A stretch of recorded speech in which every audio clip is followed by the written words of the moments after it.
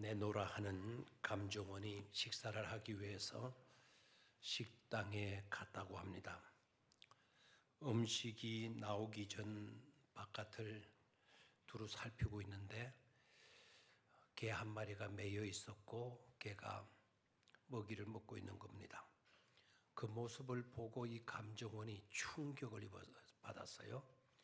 왜 충격을 받았는가 하니까 개는 형편없는 잡종 개인데 그 개가 먹이를 먹고 있는 먹이통을 보니까 이게 예사로운 게 아니에요. 그래서 음식을 먹는 것을 중단하고 마당으로 나가서 그 개의 먹이통을 유심히 관찰해 보니까 야, 이게 고려 청자인 겁니다. 그러니까 이 감정원이 이 자그마한 책에 1, 2천만 원은 넘을 것 같은데 그래서 속으로 이런 생각을 한 거죠. 역시 뭐든지 주인을 잘 만나야 된다고. 주인이 무지하니까 이 비싼 고가의 고려 청자가 기껏 개밥밖에 되지를 않은 거라고. 그렇게 생각하면서 선뜻 이렇게 이것의 가치를 모르는 사람에게 이 청자가 있는 것보다 내가 이것을 소유하는 게 낫겠다. 가치를 아는 내가 주인이 되는 게 당연한 일이겠다 생각을 하고 궁리를 하는 거예요. 어떻게 하면 저 청자를 내가 소유할 수 있을까? 밥은 뒷전에 이제는 곰곰이 생각하니까 하나의 지혜가 싹 지나가는 거예요. 주인에게 내가 저 청자를 달라고 하면 저 사람이 혹시나 눈치를 채고 개밥그릇 사가는 놈이 미친놈이 어디 있냐고 이런 식으로 눈치를 챌 것 같기도 하고 그래서 개를 살면 되겠다. 개는 잡종개예요. 잡종개와 명견의 차이는 여러분 아시죠? 명견은 주인의 뜻에 절대 순종하는 개를 명견이라 그래요. 근데 잡종개는 뭐냐면 주인 말 제대로 안 듣는 거를 잡종이라 그래요. 교인도 마찬가지예요. 하나님의 말씀에 전적으로 순종하는 그와 같은 성도들은 명품 성도들이 되고 그렇지 못한 하나님의 말씀에도 제대로 순종도 못하고 자기 멋대로 짚고 자기 멋대로 돌아다니 자기 멋대로 행동하는 그런 성도들을 잡사라 그래요. 잡사. 그런데 이분이 주인을 만났어요. 주인 양반. 저 개가 이제 제법 큰 것 같기도 한데 저한테 팔 생각은 없어? 그러니까 팔겠다는 거예요. 그래서 이분이 그러면 내가 40만 원을 드리리이다. 저 개를 나에게 팔 수 있겠어? 그러니까 이 양반 놀라는 듯이 아유 그렇게 많이 주시겠다고요? 당장 팔죠. 당장 가지고 가세요. 너무 쉽게 일이 이루어지니까 그래서 40만 원을 세가지고 그것도 현금으로 주인에게 손에 딱 쥐어주고 그런데 나는 개를 처음 키워보거든요. 좀 개를 키우려면 먹이통이 있어야 될 것 같은데 저 먹이통 저것도 좀 주시면 안 되겠느냐고 그랬더니 주인이 인상을 팍 쓰면서 미쳤어 이 양반 그러더라는 거예요. 그래서 왜 그러냐 그러니까 저 밥그릇 때문에 내가 무려 개를 200마리 정도 팔았는데 그런데 저 밥그릇을 달라고요? 그렇게 하더래요. 이 이야기를 들으면 웃는 게 정상이고요. 웃음이 안 나온 사람은 정신과에 한번 가서 뇌 측정을 한번 해보는 것도 괜찮으리라 생각을 해요. 이 감정원이요. 감정을 1, 2천만 원 드는 고르자기를 봤거든요. 이 주인의 말을 들으니까 저 밥그릇 때문에 200마리 개를 팔았다는 거예요. 그럼 40만 원씩 곱하기 20만 원 하게 8천만 원 아닙니까? 그런데 이 사람이 팔겠어요? 중요한 거는 안다라는 거예요. 안다라는 게 이렇게 중요하다라는 거예요. 그런데 문제는 이 감정은 지만 아는 줄 생각했던 거죠. 지만 주인도 그 그릇이 귀한 것이나 알아요 몰라요? 아는 거예요. 그러니까 그 섣불리 주질 않고 그 가격을 아니까 솔솔 재미를 본 거죠. 그리고 이전에 200마리 정도 사갔다 그러니까 그 200마리 개를 사간 사람들도 그 그릇을 다 뭐 했다는 거죠? 알고 있었다라는 거예요. 안다라는 게 이렇게 중요하죠. 떨어지는 사과를 보고 만유 인력의 법칙을 알아낸 사람이 있어요. 그 사람 뉴턴이에요. 그렇죠? 식물이 자라는 것, 싹을 내고 잎을 피우고 꽃을 피우고 열매를 맺는 그것을 유심히 관찰한 사람은 광학성 원리로 저 식물이 자란다라는 것을 발견했어요. 어느 시인은 빨갛게 익은 사과를 보고 또는 아름답게 피어있는 꽃을 보고 아름다운 시를 짓기도 했어요. 그 만유인력의 법칙이나 강학성 원리를 찾아낸 사람, 발견한 사람을 가리켜서 우리는 과학자라고도 하고 물리학자라고도 말하게 되죠. 사과를 보고 꽃을 보고 시를 짓고 노래하는 사람을 가리켜서 우리는 예술가라고 하는 것입니다. 사과가 떨어지고 식물이 자라고 하는 이런 것들은 팩트예요. 사실적으로 눈으로 드러나고 있는 그와 같은 요소이죠. 그런데 더 중요한 것이 있어요. 그러한 사실들을 가능케 하고 그리고 주관하시는 섭리해 가시는 분을 믿는 자는 더 귀한 분이 아닐 수가 없습니다. 저것이 있게 된 것, 저것이 자라게 된 것, 저것이 떨어지는 원리들 이런 것을 아는 사람을 가리켜서 우리는 신앙인이라 그렇게 말하게 되어지는 것입니다. 만유인력의 법칙을 찾아내고 광학성 원리를 찾아내고 시를 짓고 아름다운 노래를 부르는 것도 중요하지만 그보다도 훨씬 더 중요한 것은 그러한 사실을 주관하시고 섭리하시는 있게 하시는 창조주 하나님, 창조주 하나님을 믿고 아는 것은 더 중요한 축복된 일이 아닐 수가 없는 줄로 믿습니다. 히브리서 11장 3절의 말씀 너무나도 귀중한 메시지를 담고 있는 성경인데요. 히브리서 11장 3절의 말씀을 한번 같이 읽도록 하겠어요. 시작. 믿음으로 모든 세계가 하나님의 말씀으로 지어진 줄을 우리가 아나니 보이는 것은 나타난 것으로 말미암아 된 것이 아니니라 그랬어요. 보이는 것은 나타나는 것, 저 보이기 때문에 저것이 있는 거야. 그런 정도의 것이 아니라는 겁니다. 믿음의 사람들은 모든 세계가 하나님의 말씀대로 지어진 일이라는 것을 안다 그랬어요. 이 안다라는 것은 체험해봐서 안다라는 뜻을 갖고 있어요. 책을 봐서 안다, 들어서 안다, 사람들에게서 들어서 안다, 경험적으로 안다. 그런 뜻이 아니라 체험해서 안다, 맛보아 안다라는 거예요. 한 송이의 꽃을 보고도 나는 체험했어. 이것은 하나님의 작품이다. 우리가 잊지 말아야 할 중대한 메시지가 아니겠어요? 그래서 오늘은 세 가지로 잊지 말아야 할 중요한 것들에 대해서 말씀을 드리도록 하겠습니다. 첫 번째는요. 누구에게 우리가 붙들려 있나? 누구에게 속하여 있나? 라는 질문이에요. 잊지 말아야 할 중요한 요소, 즉 내가 어디에 소속되어져 있느냐? 소속의 문제가 되어지겠습니다. 예를 듭니다.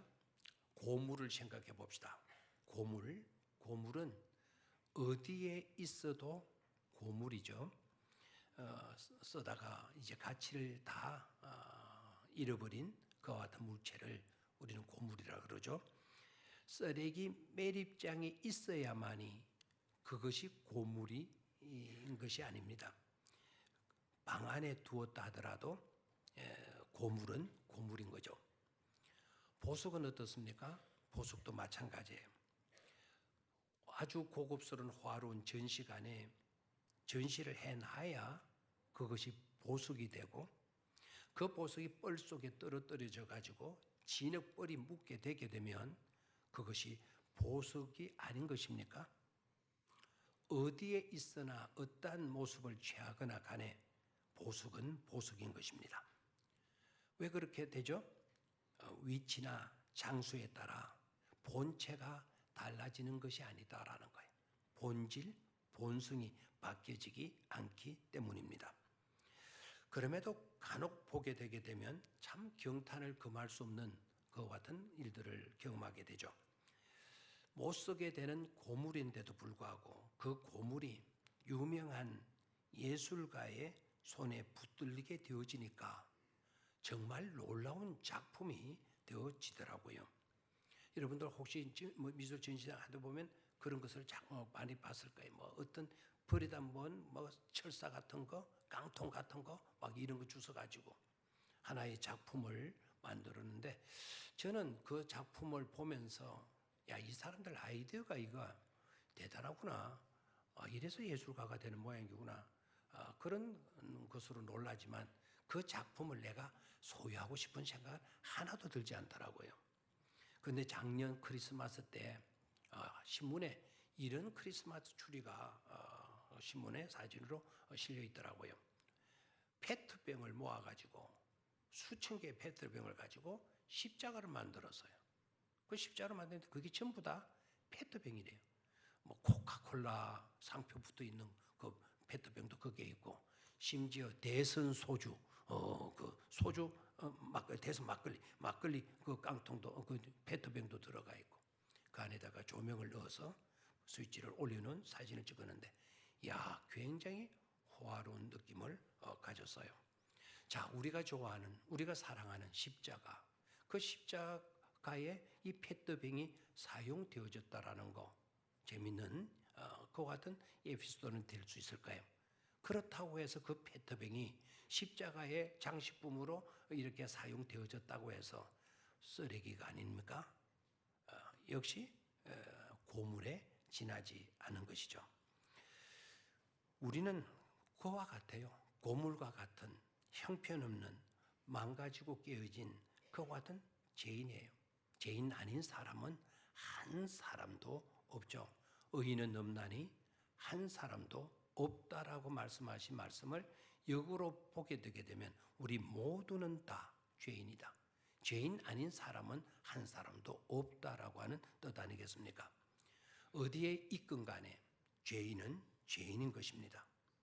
수도원에 있다고 해서 거기서 돌을 닦고 영성훈련을 강하게 한다고 해서 수도원에 있는 사람들은 죄인이 아닐까요? 청와대의 백성들의 선택을 받아가지고 청와대에 들어가서 살게 되면 죄인이 아닌 겁니까? 우리 대통령이 또 문죄인이더라고요. 그 죄인은 아니지만 명경지수 같은 호숫가에 공해가 없는 그런 곳에 살게 되면 죄인에서 벗어나는 것일까요? 또한 사람은 어떤 직을 갖게 되는데 그 직을 가지게 되어졌다고 해서 그 직을 가지게 되게 되면 그 직으로 통하고 죄인의 딱지는 뗄 수가 있는 것일까요?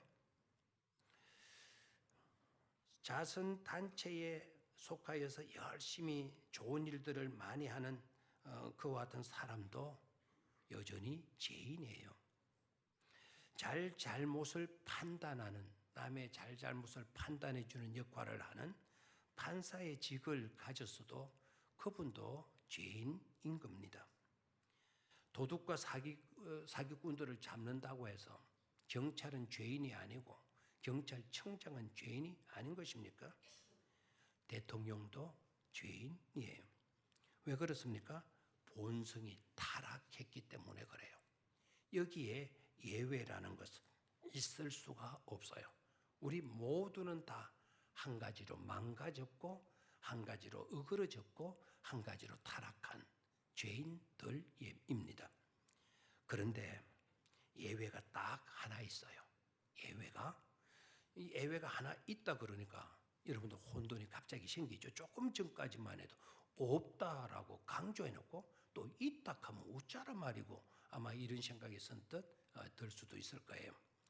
이 예외는 유일한 예외가 되는데 이 예외는 우리 편에서 있는 예외가 아니고 이것은 하나님 편에서 제공하는 예외가 된다라는 거예요.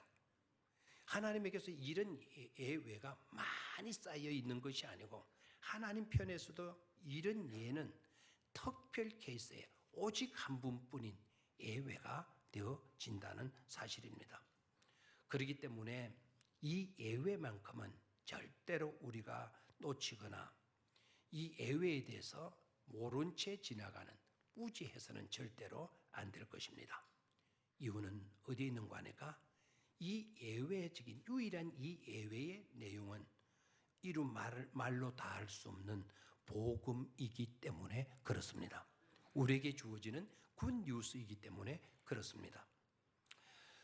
고물 가운데서도 고물인 죄인들이요, 하나님의 사랑에 붙들리게 되어졌을 때 한없는 사랑, 끝없는 사랑, 조건 없는 사랑, endless love, 영원히 있는 그 사랑에 우리가 붙들리게 되고 우리를 위해서 보혈의 피를 흘려주신 예수 그리스도의 손에 사로잡히게 되고 그리고 그 일들을 가능케 만드는 성령님의 강권적인 역사에 지배를 당하게 될 때 우리는 고물 중에 상고물 죄인에게서 최고의 존재로 새로운 걸작품으로 거듭나게 된다라고 하는 사실입니다.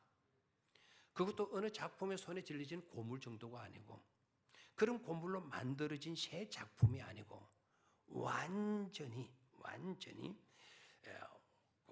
온전한 새로운 그런 작품으로 거듭나게 되어진다는 사실입니다. 이것을 뒷받침하는 아주 중요한 성경 구절이 있는데요. 혹시나 여러분들 가운데 이 성경 구절을 읽고 나 이거 읽었던 말씀이 내가 아는 말씀이야. 내가 암송까지 해. 이렇게 생각하고 이 말씀을 좀 가볍게 여기는 그런 사람이 있어서는 안 될 것입니다. 암송까지 해왔지만 이 말씀이 이렇게 소중한 굿 뉴스의 말씀이었구나 라는 것을 새롭게 깨닫고 그 말씀이 부딪혀 올 때 여러분 확신을 가지고 돈독한 말씀 위에 여러분의 삶을 세울 수 있게 되기를 축원합니다. 고린도후서 5장 17절의 말씀이에요. 우리 다 같이 한 목소리로 같이 읽도록 할까요? 읽지 않아도 아마 암송하시는 분들이 있으리라 생각을 하는데 한번 같이 해볼까요? 자, 그러므로 우리가 16절이 아니고 17절 제가 읽습니다. 그런즉 누구든지 그리스도 안에 있으면 새로운 피조물이라. 이전 것은 지나갔으니 보라 새 것이 되었도다. 얼마나 놀라운 말씀입니까? 누구든지 누구 안에 있으면 그리스도 안에 있으면 그리스도를 주소지로 삼고 사는 사람이라면 새로운 피조물이다 그랬어요. 고물이 아니다라는 겁니다. 더 이상 죄인이 아니라는 겁니다. 새로운 피조물이 되어졌다. 그리고 이전 것은 지나갔으니 보라 뭐가 되었도다? 새 것이 되었도다. If anyone are in Christ, 우리가 그리스도 안에 있는 anyone 누구이든지 간에 누구이든지 간에 그는 새로운 피조물이다. He is a new creation. 새로운 창조물이다. The old has come. 이전 것들은 the old has gone. 이전 것들은 다 지나갔고 the new has come. 새로운 것들이 우리에게 다가왔다라는 거예요. 이 사실을 우리는 절대로 망각해서는 안 될 것입니다. 나는 누구께 속하였나? 나는 누구께 붙들려 있는 존재냐? 그리스도 안에 속한 자이고 성삼위 하나님께 붙들린 자라고 하는 이것을 절대로 잊지 말기를 주의 이름으로 축원합니다. 두 번째로는 삶의 뿌리를 어디에 내렸는가라는 말씀이에요. 오늘 읽었던 본문 말씀에 그 해답이 나오고 있죠. 두 번째 중요한 질문인데 두 번째 중요한 질문은 삶의 주소지가 어디인가라는 겁니다. 여러분의 주소지 알고 있죠? 여러분의 주소지 있죠? 주소지가 있다라는 거 이게 또한 복입니다. 주소지를 잃으면 늘 방황할 수밖에 없어요. 그리고 주소지가 없다면 늘 불안과 근심과 걱정에 떨 수밖에 없는 것입니다. 주소지가 있기는 하는데 그 주소지가 안 좋은 곳이라고 한다면 고생도 많을 것입니다. 주소지가 좋아야 되어지는 것이죠. 오늘 본문에서는 두 가지로 요약을 합니다. 두 가지로. 하나는 사막이라고 하는 주소지, 또 하나는 시냇가라고 하는 주소지로 말씀을 하고 있어요. 여러분의 주소지가 어디인가요? 아마 약사동 몇 번지, 서동 몇 번지, 남해동 몇 번지 이런 주소에만 집착하지 말고 나의 영적인 주소지를 한번 물어봐야 될 것입니다. 사막과 시냇가라고 하는 두 주소지를 이렇게 등장시키면서 대조를 이루고 있죠. 사막과 시냇가는 극과 극이잖아요. 사막은 물이 없는 곳이고 시냇가는 물이 넘치는 곳이죠. 사막은 어떤 생물체도 물이 없으니까 살아가기가 힘들고 어려워요. 그러나 시냇가는 생명체가 살아가기에 너무나 좋은 곳이죠. 자, 이건 모를 사람이 누가 있겠어요? 이런 정도는 주일학교 2학년, 1학년도 물으면 다 알 수 있는 내용의 상식적인 것입니다. 그러나 지금부터는 아닐 겁니다. 자, 사막의 주소지를 두고 사는 사람들의 특징은 자생적이다라는 거예요. 자생적이다. 스스로 그곳을 주소지로 삼아가지고 스스로 거기에서 살아가는 사람들을 가리킵니다. 시냇가는 다릅니다. 시냇가는 내가 내 능력으로, 내 힘으로 그곳을 선택할 수 없는 겁니다. 주소지를 삼을 수 없는 것입니다. 그래서 누군가가 거기에다가 나를 옮겨 심어 준 겁니다. 그래서 시냇가는 타생적이다 또는 타의적이다. 누군가의 뜻에 의해서 내 주소지가 되어진 것이다 라는 것이죠. 6절 말씀 다시 봅니다. 6절. 그는 사막에 뭐 같아서? 떨기나무 같아서 그랬습니다. 그는 사막에 떨기나무 같아서. 조금 이따가 그는 누구인가를 조금 이따 설명을 드리고요. 사막에 떨기나무 같아서. 떨기나무는 지금 어디다가 주소지를 두고 있다라는 거죠? 사막에다가 주소지를 두고 있다는 겁니다. 그 결과가 어떻습니까? 좋은 것이 오는 것을 맞이 못한다. 보지 못하고. 6절 보고 있습니까? 좋은 것이 오는 것을 맞이 못하고 보지 못하고. 광야 간조한 곳이고 건건한 땅이고 사람이 많은 땅이다. 살지 않는 땅에 살리라 그랬어요. 사람이 살지 못하는 어려운 그런 땅에 이 사람이 그것을 선택해가지고 그렇게 살아가고 있다라는 거예요. 이건 정말 미련하고 이건 정말 우둔하고 어리석은 일들 아니겠습니까? 자, 그렇다면 그 사막에 주소지를 두고 있는 사람들, 스스로 그곳을 선택하고 그곳에 살아가는 사람들이 어떤 사람들이냐? 어떤 사람들을 가리켜서 사막에 떨기나무 같다고 이렇게 말씀하시는 건가? 그걸 알려고 하면 바로 앞 5절로 올라가면 되겠어요. 자, 사막을 주소지로 삼는 사람들의 특징이 뭔가 5절을 봅니다. 여호와께서 이와 같이 말씀하시니라. 무릇 사람을 마하며. 사람을 믿고 사는 사람들 사막의 떨기나무 같다라는 거예요. 그 다음에 뭡니까? 육신으로 그의 힘을 삼고 자기 힘으로 육체의 힘으로 살아가려고 하는 육체가 가지고 있는 물질적인 것, 재물, 권력, 명예 이런 것 가지고 힘을 삼아가지고 살아가는 사람들 사막의 떨기나무 같은 사람들이라는 거죠. 더 중요한 거, 그 다음에 뭡니까? 마음이 여호와에게서 떠난 그 사람이라 그랬어요. 누구에게서 떠난 사람? 하나님에게서 떠난 사람. 그러니까 하나님이 떠났으니 하나님이 돌보시고 하나님의 개입, 하나님의 간섭을 받지 않는 거예요. 그래서 지 방법으로 살아갈 수밖에 없는 자들이죠. 결과가 어떻게 됐다고요? 결과는 한마디로 한 단어로 함축하면 뭐였습니까? 저주니라 그랬어요. 그런 삶을 사는 자는 뭐가 있다? 저주다. 저주다. 자, 반면에 물가에 심은 나무, 물가를 시냇가를 주소지로 삼은 사람은 어떤 사람이냐? 그 사람에게 주어지는 특권을 먼저 보죠. 8절을 봅니다. 그는 시작. 그는 물가에 심어진 나무가 그 뿌리를 강변에 뻗치고. 뿌리를 어디에 내렸다고요? 강변에다가. 그러니까 걱정이 없다, 두려움이 없다라는 거예요. 자, 뭐가 올지라도 뭐하지 않다. 더위가 올지라도 두려워하지 아니하고 늘 풍성한 물을 공급받을 수 있으니까 그 입이 어떻게 되고 청청하고 가무는 해에도 뭐가 없고 걱정이 없고 그리고 더 중요한 거 뭡니까? 결실이 그치지 아니함 같으리로다 그랬어요. 물가 시냇가를 주소지로 삼는 사람은 복이다 이거죠. 축복이다는 거죠. 축복된 사람이다라는 거죠. 아까는 사막의 떨기나무 같은 사막을 주소지로 삼는 사람은 결과가 뭐고요? 저주이고 시냇가를 주소지로 삼는 사람은 결과가 뭐라고요? 축복이다라는 거예요. 자, 그러면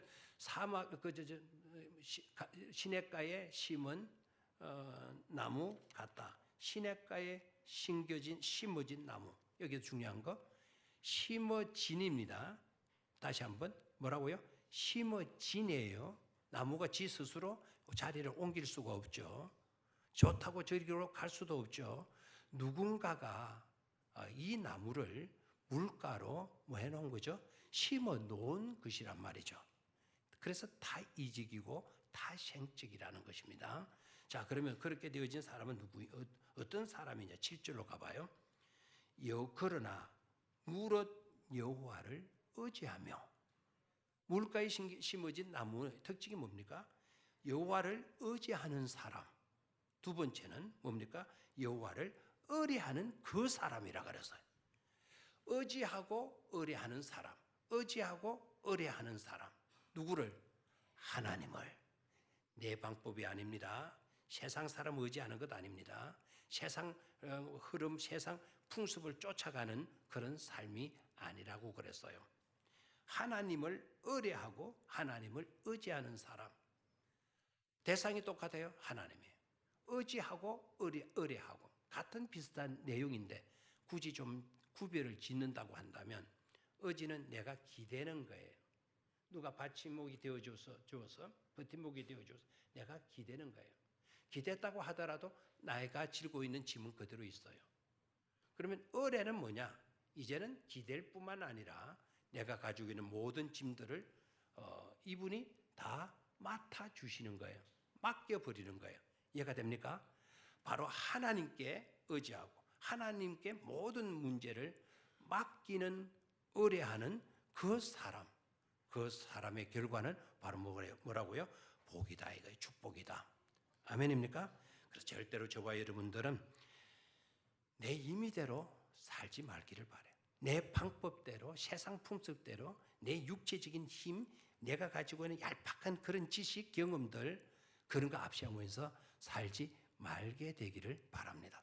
절대로 누구를 등져서는 안 된다. 하나님을 등져서는 안 된다라는 거. 그렇게 되면 저주다 이거예요. 저주다. 오늘은 저주가 안 보이는 것 같죠? 그러나 조만간에 소름 끼치고도 소름 끼칠 무서운 저주가 닥치게 되어질 것입니다. 우리가 살아야 할 삶은 어떤 삶이라고요? 시냇가에 심어진 그런 삶. 누구를 의뢰하고 하나님을 의뢰하고 하나님께 모든 것을 맡기는 의지하고 의뢰의 삶을 사시는 그런 축복된 성도들이 꼭 되실 수 있게 되기를 축원합니다. 나의 삶의 뿌리가 어디냐? 내가 어디에 뿌리를 두고 사느냐? 잊지 마시고 분명히 하실 수 있기를 바라고 마지막 세 번째는 삶의 내용을 점검했는가입니다. 내가 어떤 모습으로 어떤 의미를 가지고 어떤 내용으로 살아가고 있는가를 점검해 보는 겁니다. 우리 주님께서 산상수훈을 말씀하시면서 거기에 대한 정확한 축복된 말씀을 말씀해 주셨죠. 마태복음 5장 13절의 말씀인데요. 마태복음 5장 13절의 말씀이 어떤 말씀인지 너희 아시겠죠? 너희는 세상의 빛이다. 너희는 세상의 소금이다. 라는 말씀을 하셔요. 자, 한번 같이 읽어보죠. 시작. 너희는 세상의 소금이니 소금이 그 맛을 잃으면 무엇으로 짜게 하리요? 후에는 아무 쓸데없어 다만 밖에 버려져 사람에게 밟힐 뿐이니라. 또 너희는 세상에 뭐가 되죠? 빛이니 빛이니. 자, 우리로 하여금 빛이라고 소금이라고 말씀을 하셔요. 근데 빛과 소금은 자체적으로 가만히 있어서는 안 되는 거죠. 빛이니 빛으로 살고 소금이니 소금으로 뭐 해야 된다는 겁니까? 살아라는 거예요. 빛을 우리는 반짝반짝 빛나는 별, 라이트, 트윙글 트윙글 트윙글 노래도 있죠. 반짝반짝 빛나는 스타, 별. 우리는 대개 별이 되고 싶어하고 우리는 대개 세상의 인기를 얻으려고 하는 그런 삶을 사는 경우들이 많아요. 요사이 봐요. 뭐 연예인들 뭐 난리들 아닙니까? 인기 올라갔더니 막 뭐같이 막 그렇게 설치고요.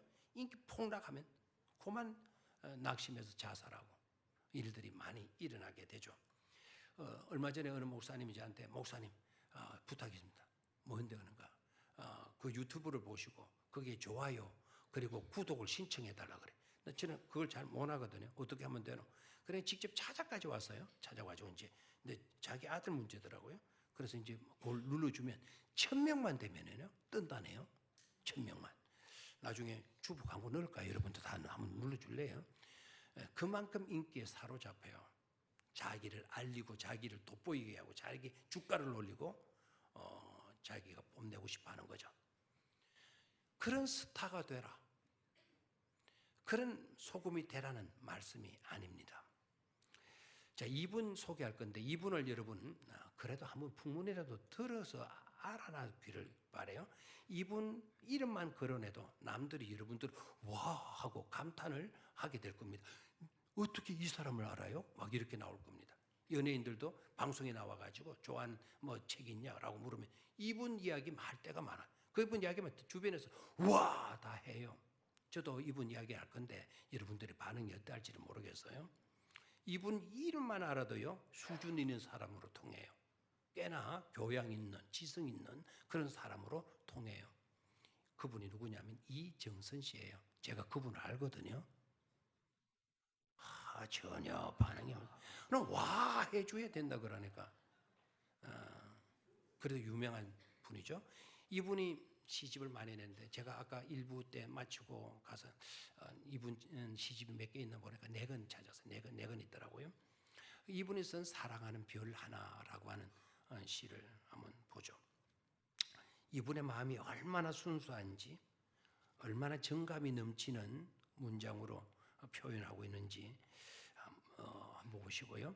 이 시를 읽으면서 이분의 그 말하고자 하는 것이 어떤 것이었는가 라는 것을 한번 생각해 보면서 같이 읽어보도록 하겠습니다. 시작.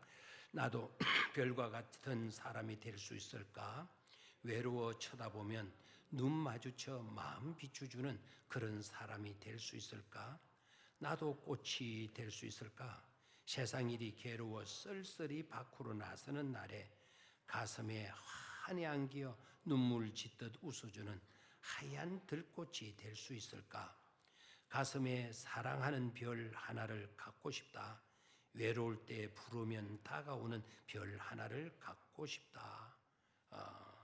마음 어두운 밤 깊을수록 우르르 쳐다보면 반짝이는 그 맑은 눈빛으로 나를 씻어 길을 비추어 주는 그런 사람 하나 갖고 싶다 그랬어요. 이번에 서두의 내용이 뭡니까? 나도 별과 같은 사람이 될 수 있을까? 나도 눈 맞춰져 꽃이 되어줄 수 있는 그런 들꽃이 될 수 있을까? 되고 싶다라는 거예요. 누구에게나 별이 되고 싶어 하고 꽃이 되고 싶어 하죠. 그런데 이분의 놀라운 점이 바로 뭡니까?